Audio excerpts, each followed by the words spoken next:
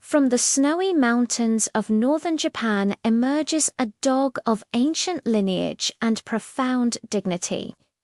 The Akita story is not just one of a breed, but of a nation's history, culture, and spirit, embodied in a powerful and loyal canine. Its journey from a provincial hunter to a national treasure is a tale of resilience, nobility, and survival. The breed's roots trace back centuries to the Akita prefecture on the island of Honshu. Here, these dogs were originally known as metaginyu or hunter dogs. They were indispensable partners to the matagi hunters, skilled men who pursued large game like wild boar, sika deer, and even the formidable Yezo bear. These early Akitas were medium-sized, agile, and possessed incredible tenacity. They were bred not for appearance, but for sheer function, to track, corner, and hold their quarry until the hunters arrived. Their thick, double coats provided essential insulation against the harsh winters, while their powerful bodies and keen senses made them masters of the rugged, mountainous terrain. These dogs were more than just tools. They were valued members of the hunting party, living and working in close harmony with their human companions. During the Edo period, beginning in the early 17th century, Japan entered a long era of isolation and internal stability. It was during this time that the Akita's role began to shift.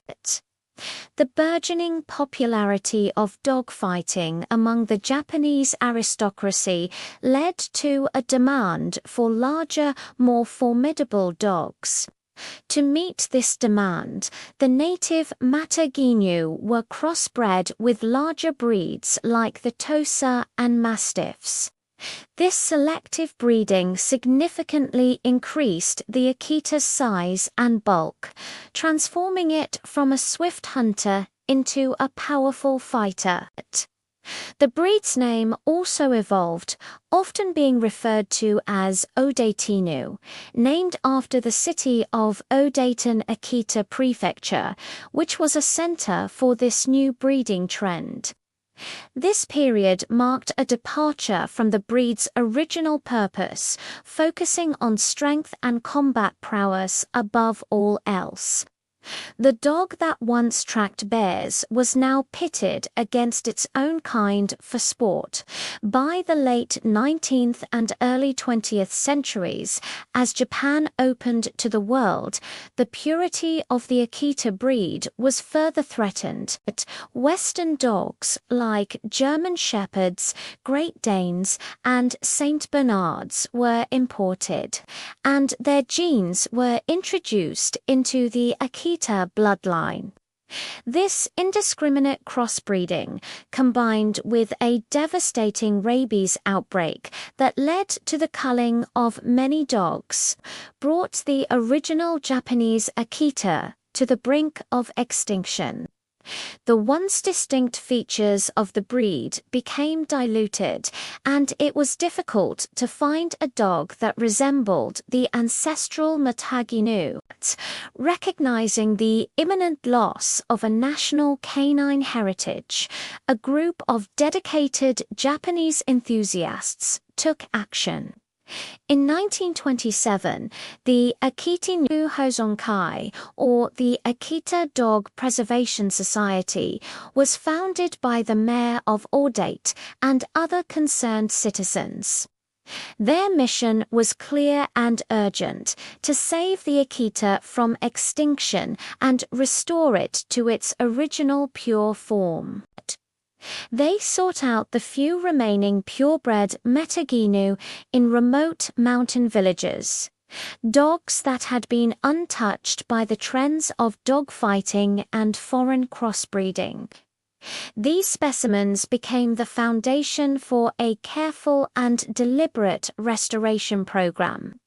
The society established a breed standard, aiming to eliminate the foreign traits and re-establish the classic Japanese Spitz-type characteristics: the curled tail, erect triangular ears, and dignified expression.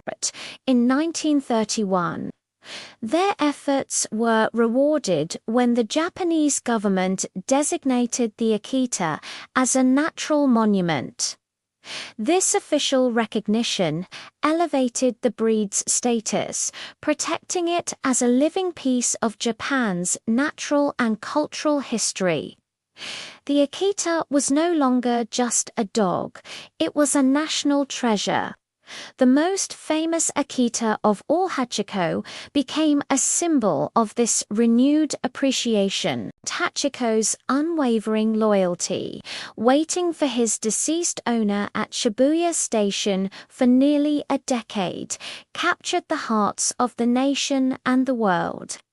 His story cemented the Akita's reputation for devotion and became a powerful emblem for the breed preservation movement.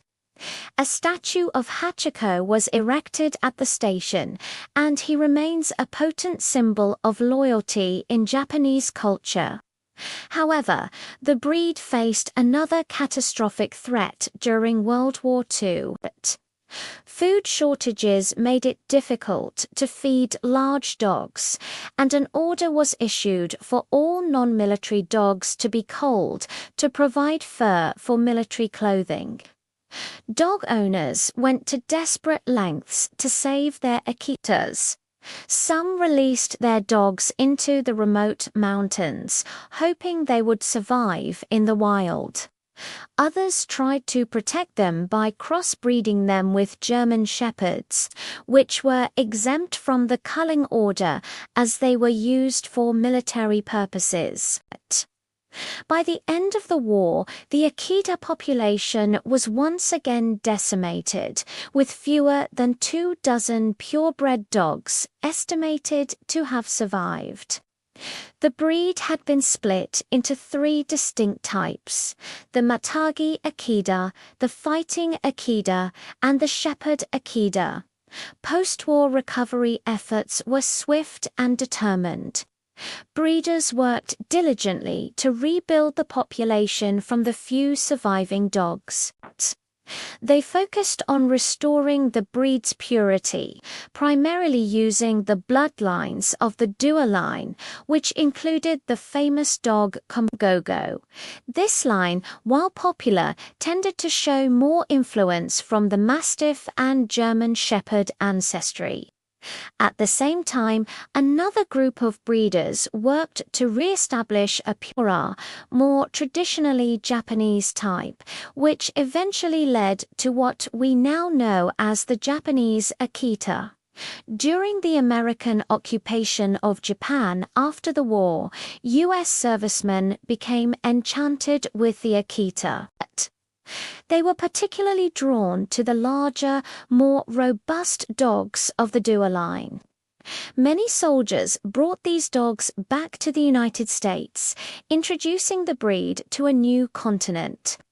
These imported dogs became the foundation stock for what would develop into the American Akita for decades.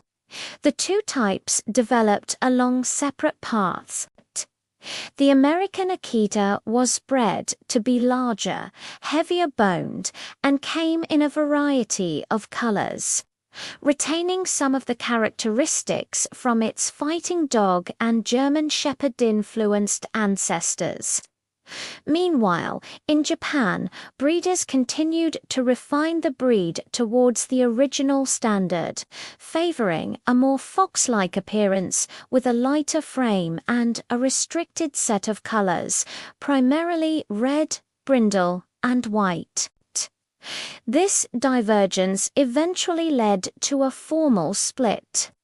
Major kennel clubs around the world now recognize the Japanese Akita and the American Akita as 2 distinct breeds. While they share a common ancestor, they differ significantly in conformation, size, and head type. The Japanese Akita, or Akita Inu, is a testament to the successful restoration of a national treasure, reflecting the refined aesthetics of its homeland. The American Akita stands as a powerful and impressive breed in its own right, a product of a different history and breeding philosophy. Today, the Akita is celebrated worldwide for its courage, loyalty, and commanding presence. Whether it's the refined Japanese Akita or the powerful American Akita, the breed carries the legacy of its complex history, from the snowy peaks of Akita Prefecture through the fighting pits and the perils of war to its status as a global ambassador of canine dignity. The Akita's journey is one of remarkable resilience. It is a living monument not only to its own survival, but to the dedicated humans who recognized its worth and fought to preserve its ancient spirit for future generations. The story of its origin is a powerful reminder of the deep and enduring bond between humans and dogs. A bond that can shape history and save a legacy.